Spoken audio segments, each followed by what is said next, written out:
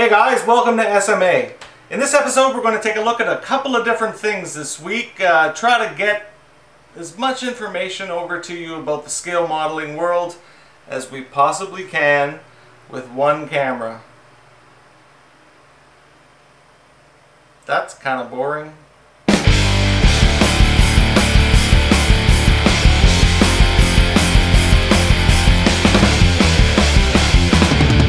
So, as I said before, there's a cool Battle of Britain group build that's kind of winding down on ScaleModelAddict.com, and I'm only starting to really get into it. So, before we start actually making any models, let's just recap the history of the Battle of Britain. The Battle of Britain was a campaign fought in World War II utilizing just aircraft, basically between Germany and England. I want to do a Spitfire crashed. I've always wanted to model an airplane crashed, so this is a good time. Initially I wanted to build a Spitfire crashed in a hayfield, but there's no hayfields in England in 1940, at least not many. So that has now become a cornfield. Wait, I just said that all completely backwards.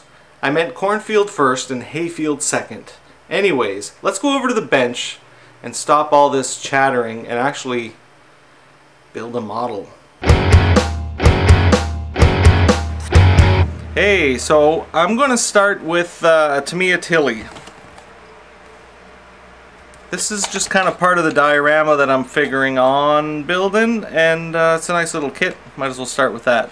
So here's the body of that little car truck thing. It's 1/48 scale. It's tiny, but it fits like a glove, and I'm just kind of working at getting it together. If this dude's going to help the pilot, he's not going to be closing the door behind him, I don't think. I wouldn't. I'd just run. I'd just go. So we got to get the door open. Now in North America they're driving on this side, but in Europe they're driving on the other. And I've already went ahead and taken that door out. How I did it with a pin vise and a sewing needle, and I just scribed very, very, very slowly around there until I got the door off. Okay, so that's a picture of the tailgate.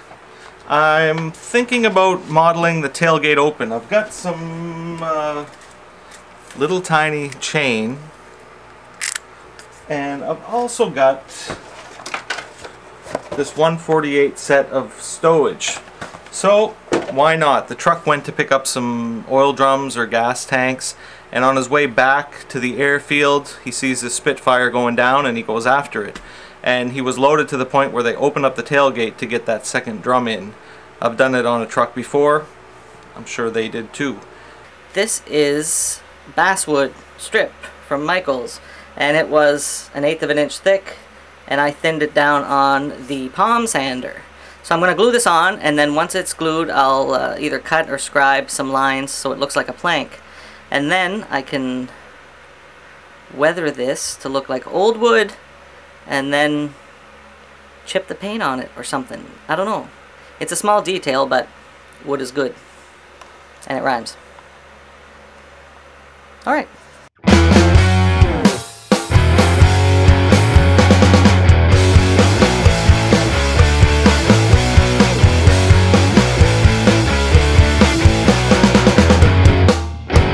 So I've masked the windows off inside and out, which was kind of a chore, but I think I got them. And I've put the door on. Can you see that? Let's move to some light. That doesn't help. There. Just with little bits of styrene I did the not the windshield wiper, but the window roller up thing and the inside handle, and kind of a little chunk there that would represent the lock on the door. And the same thing for the hinges, just little pieces of styrene bits, the white stuff there. And then I CA'd that in place. As for the tailgate, where is that? Okay. Ooh, let me check the light. Okay, you see those little metal hooks there? That's what's gonna hold Okay, I should talk a little bit before I press record just to get used to talking. That's going to hold the chain. And on this side, Those little plastic hooks are going to hold the chain. That's off 172 scale tanks. Yeah. So that should look cool. It's going to be a trick to get the chain taut. It has to be tight, right? So I'm sure I'll mess with that a little bit. What's next? Primer, I guess. Scale Model Addict is brought to you by Badger Airbrush. Okay, so I can almost hear like the gasps and the what's he doing? Okay, the Tilly wasn't blue. Okay, the RAF didn't use a Tilly. They used I think Type 1 it's called, the Austin Type 1 or something like that. And it certainly wasn't blue. Whatever Tamiya has on there is wrong. It's based on a reproduction. Okay, I've done my homework. The thing is, I personally model for fun. I think that the blue will look better in the composition. I think from an artistic point of view, blue is going to pop and it's going to be cool and it's going to be a visual tie-in to the fact that this is a Royal Air Force vehicle. So with that said, if you're the kind of guy or gal that really likes modeling for fun and you're tired of, you know, all the talk about being totally accurate and you find it kind of stops you from actually enjoying the hobby, come on over to ScaleModelAddict.com, because most of us over there just want to build for fun. We've already got a job and the hobby is the hobby. There's nothing wrong with being accurate, don't get me wrong, but at the end of the day, for me, it's about having a good time. ScaleModelAddict.com. Come on and have a good time. Alright? Okay, that's enough preaching. Alright.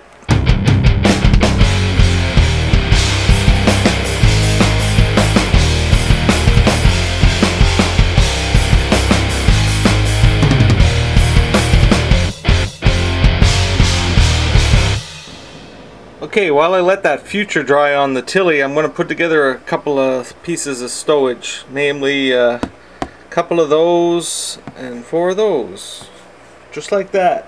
Just so you know, Tilly comes from utility. It's a utility vehicle, that's where they got Tilly. Chantilly lace and a pretty face, but not this face. Okay, good morning. Before we start weathering, we might as well establish like the time of year. So I'm thinking, okay, the Battle of Britain took place in the summer and autumn of 1940. So I'm going to place this somewhere in September. The hayfield will be a late harvest because the farmer had other fields. And by being in September, we could maybe have a little touch of early autumn foliage just to add some color variety. Just a little bit.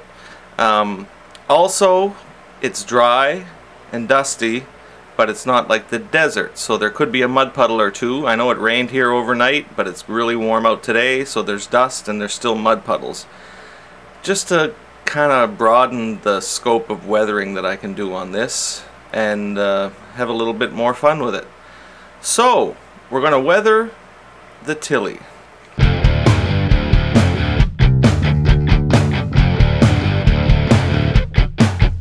We're going to be using Vallejo pigments. I've got light yellow ochre rather, and burnt umber. The technique I'm going to use is a complete 100% rip-off, well, not rip-off, but a copycat. Exactly what ScaleModelMedic taught on his channel. So much to the point that I watched his videos last night and took notes.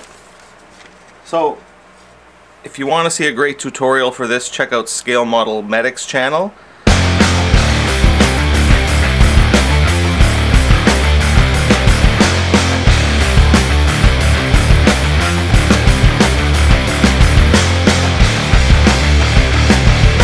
So in no time at all, I'm able to get a really used bottom on this. Dust up in the wheel wells, rust on the bottom. I also am using Vallejo's dark red ochre, which is a great color to simulate rust. Just to recap what I'm doing here, I've got a mix of Vallejo matte varnish, water, and white glue. I just apply that everywhere and then pick up the pigment and splotch it in. And that's basically all it is. It's like so simple. It's insane, but it's a lot of fun because you're really painting, and you can get all these different shades just by varying your pigments. So it's straightforward, and for the first time doing it, it's turning out pretty cool. Now for the rest of the body, and you'll notice I broke the door off this morning. First thing I did, I picked it up and went, but that'll allow me to get in there anyway, so it's probably for the best. Yeah, so I'm just going to keep doing this. Okay, now before I put on the roof, I am going to put in the stowage. So there's what I ended up going with. I let one of these fall down because he's rushing to the scene of this accident and he hit the brakes or something and it fell over. And I'm videotaping. Thanks for the commentary, but that's cool. Paul Shaver, cool. Okay, let's take a look at some tools this week. The folks at Xuron sent me this cool little set of tools, and yeah, I want to show them to you. Okay, Xuron basically makes clippers, cutters, pliers, scissors, shears, that kind of thing. And they sent me this modeling pack in this nice little denimish case.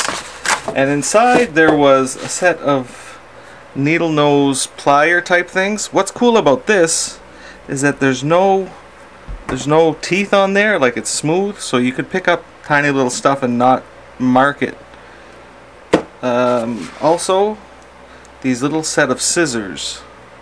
Now these are super sharp, and I'd like to show you something. I'd like to cut something with it just to show you. Okay, here's a little piece of brass. Snip. Just like a hot knife through butter. I use these on the Tilly build, actually. They're fantastic. And last but certainly not least are the sprue cutters. These are sharp as a razor blade. So they put them in this protective hat. Right? And they're flush cutting. So you can see they get snug right up to the sprue. Let's cut something out.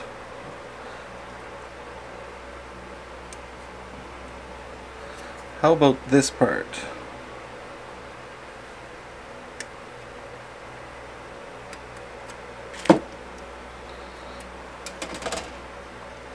It doesn't leave much sanding. They get so snug, and again, they're just sharp as a razor blade and really hard steel.